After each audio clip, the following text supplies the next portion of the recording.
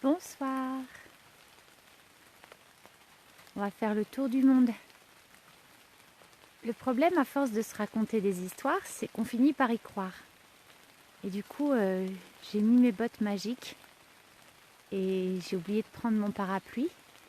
Et ben j'ai bien mes bottes magiques, j'ai bien confiance en elles, mais n'empêche qu'il pleut quand même. Alors, comme je me suis aperçue que j'avais oublié mon parapluie en arrivant dans le pré, et comme je pense que le téléphone n'apprécierait pas du tout de prendre l'eau pendant que je raconte des histoires, et ben voilà, je suis dans la forêt, au bord du pré, sous les arbres, et du coup, on va pas voir grand chose ce soir, parce que le paysage est gris, qu'il pleut beaucoup, enfin beaucoup, pas pire que les autres soirs, sauf que quand on n'a pas de parapluie, on a tout de suite l'impression qu'il pleut plus. J'ai passé la journée penchée au-dessus des pots de papier, des pots d'images et des dessins de paroles. C'est ainsi que David Kopenawa, qui a confié tout son parcours et son savoir de chaman à un homme, Bruce Albert, qui a écrit toute l'histoire, toute la mythologie et toute l'éducation de la société des Yanomami en Amérique du Sud. C'est ainsi que David Kopenawa nomme notre société de l'écriture et en particulier ses livres, des pots de papier, des dessins de paroles. Hier, j'ai oublié, depuis plusieurs jours d'ailleurs, de vous rappeler, de se rappeler ensemble l'importance de l'eau. Ah, ce soir, c'est difficile de ne pas y penser. L'eau est partout dans les mythes d'émergence. Elle est sous terre, dans les grottes, elle est autour des grottes, elle est au fond ou au-dessus de la grotte. Mais évidemment que l'eau est partout, tout le temps, et qu'elle participe de l'émergence. Mélangée à la terre, c'est d'ici que pousse la vie. Alors je voulais réparer cet oubli, et puis je voulais aussi corriger. Hier, je vous ai parlé de l'esprit auxiliaire du chaman, et je n'ai pas expliqué correctement ce qu'était un esprit auxiliaire. C'est l'esprit qui assiste le chaman au cours de sa mission. Et c'est celui qui va se rendre sur place. C'est celui qui va voyager par et pour le chaman. Voilà. Et je voulais aussi préciser que je ne peux pas dire qu'il n'y a pas de mythe d'émergence à tel endroit ou à un autre endroit. Je peux seulement dire qu'il n'y en a pas la trace et qu'il ne faut pas oublier tout ce qu'on a perdu, tout ce qui a disparu. Il nous reste des traces, seulement des traces, et il y a forcément des traces effacées. Et enfin, pour commencer le récit de ce soir, je voulais vous préciser que les Inuits ne sont pas les premiers habitants de l'Amérique du Nord.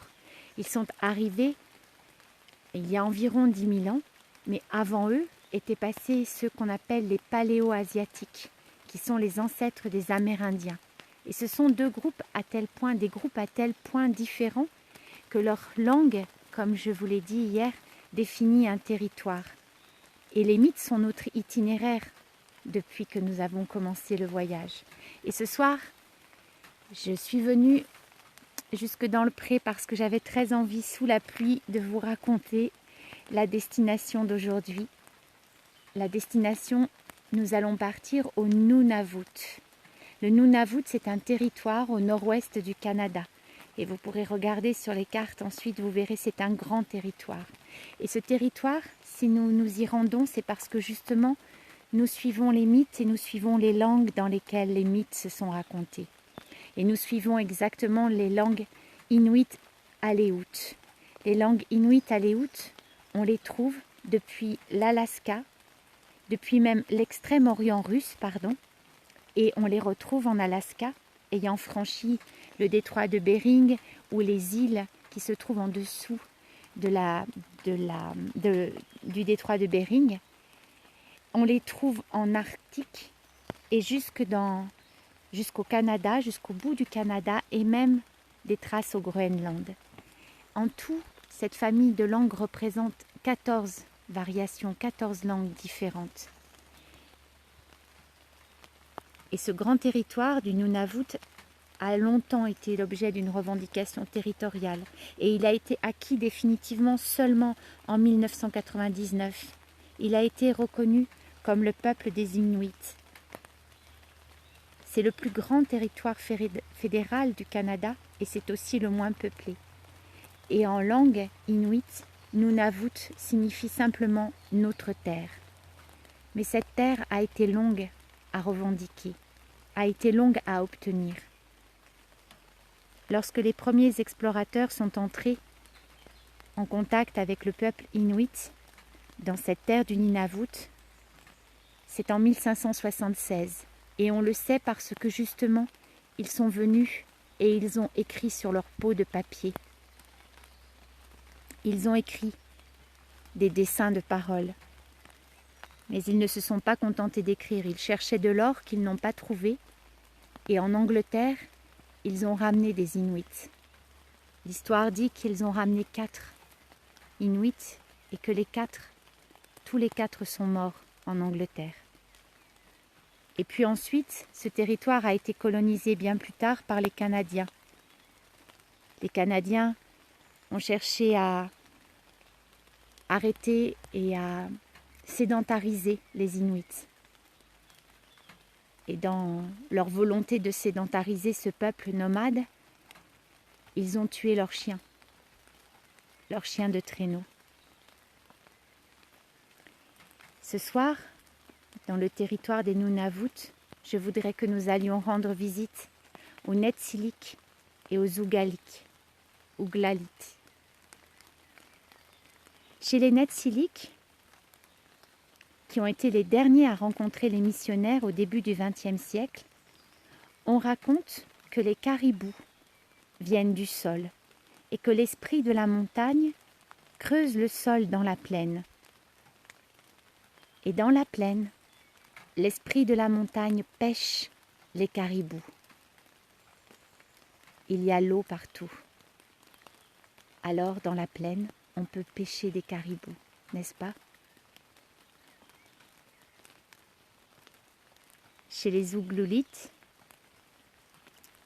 on raconte que c'est après un déluge et une dislocation que la terre a été détruite et qu'une forte pluie est venue. Les Uglaliks habitent une île qui est proche de la péninsule de Melville, dans le même territoire. Et on dit qu'après cette forte pluie, sur cette terre détruite, il restait 2 protubérances de terre, justement. De ces 2 protubérances, 2 adultes sont sortis. C'étaient 2 hommes. 2 hommes, mais ils ont vécu ensemble comme mari et femme. Si bien qu'un jour, un des 2 hommes s'est trouvé enceint. Alors l'autre homme, le père de l'enfant, a chanté. On dit que lorsque le père de l'enfant a chanté, le pénis de l'homme enceint s'est ouvert. Dans un grand bruit, il s'est fendu. À ce moment-là, dans ce grand bruit, l'homme est devenu une femme. Cette femme a accouché d'un enfant. Et on dit que c'est comme ça que l'humanité a commencé à exister.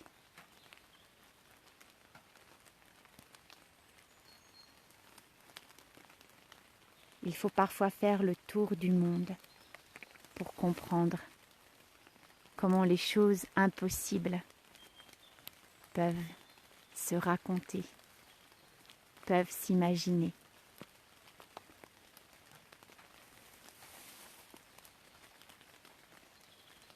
Il faut la nuit, n'est-ce pas, un peu pour raconter des histoires, pour avoir l'espace de les concevoir dans nos esprits.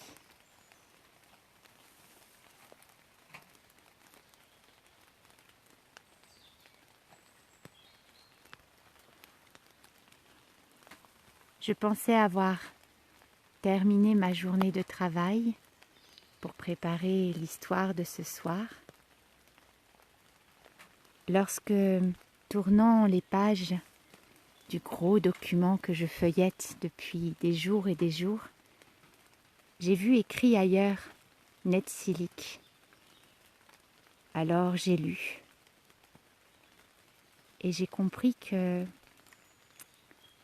je n'avais pas terminé de chercher, que je venais juste de commencer, parce qu'en tournant les pages et en tombant à nouveau sur ce mot, sur ce nom des Netsilik, j'ai trouvé 2 petites lignes qui disaient que chez les Netsilik, on raconte que là où poussent des touffes d'herbe dans les prairies humides, il y a un homme qui est sorti, puis un autre encore, puis beaucoup d'hommes, et que quand ils sont arrivés dehors, au-dessus, sur cette terre, dans les prairies humides du territoire Nunavut,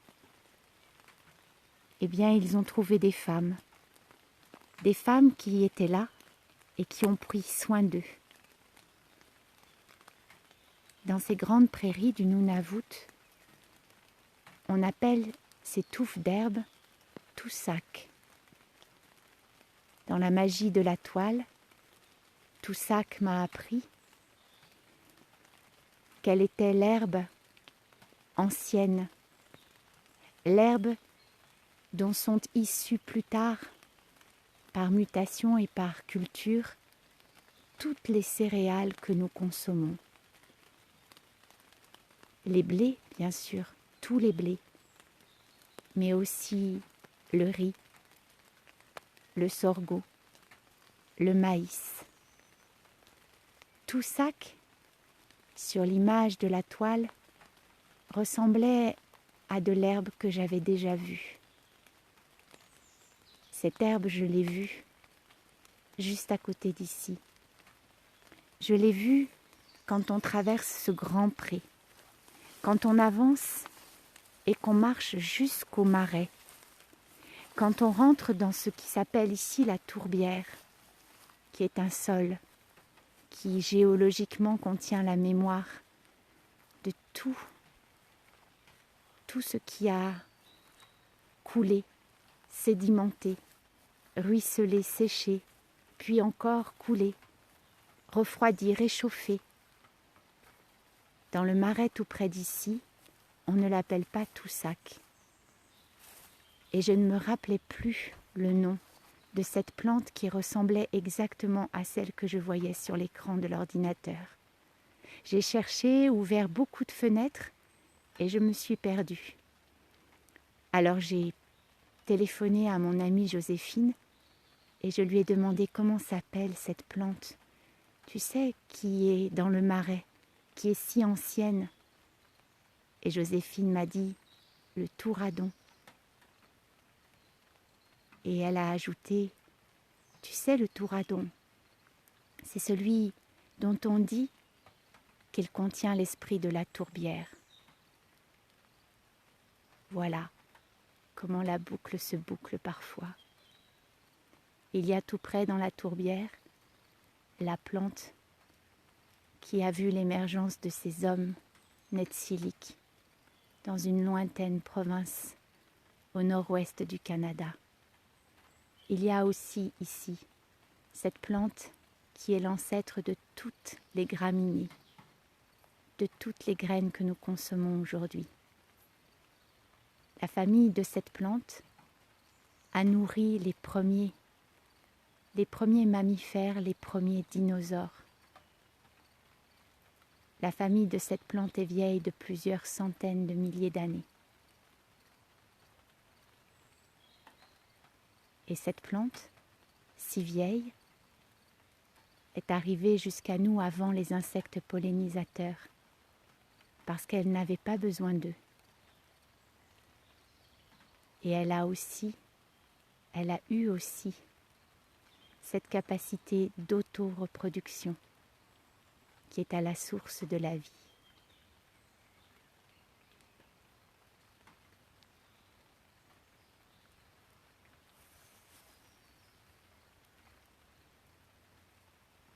Je vous souhaite une bonne nuit. Je vous remercie.